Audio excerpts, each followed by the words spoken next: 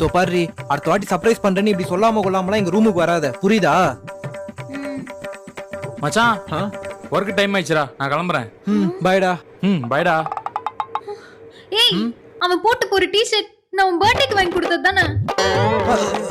ஆமா, இரு நான் போய் வாங்கிட்டு வரேன். டேய் டேய், இது யாரு வாங்கி கொடுத்த டி-ஷர்ட்டா? இதுவா நான் போட்டு டேய், போறேன். இருடா, அங்க ஒரு பொண்ணு பாறடா. அவ உள்ள எதுவும் போலடா. டேய் டேய் டேய் டேய். ஐயோ, நான் ஷர்ட் இல்லாம இருந்த அந்த பொண்ணு வேற பாத்துட்டா. சாரிடி, இவனுங்க எல்லாருமே இங்க இப்படிதான் பண்ணுவானுங்க. ச்சே, நான் உன் பர்த்டேக்கு இந்த டி-ஷர்ட் எவ்வளவு ஆசையா வாங்கி கொடுத்தேன்னு தெரியுமா? சிஸ்டர், இதாச்சும் பரவாயில்ல. நான் வாட்டர் ஜெட்டி போட்டுனதை பார்த்து என்னோட ஆள் எனக்கு பிராண்டட்ல புது ஜெட்டி வாங்கி கொடுத்தா. அதை நான் ஒரு நாள் தான் போட்டேன். அப்போல இருந்து இப்போ வரைக்கும் அது எவன் போட்டு சுத்தினுக்குறானே தெரியல. ஆமாடி, இங்க நம்ம பர்சனலா எதுவுமே வச்சுக்க முடியாது. கரெக்டா சொன்ன மச்சான். டேய், ஒரு நிமிஷம் இரு. இது என்னோட பிரஷ்.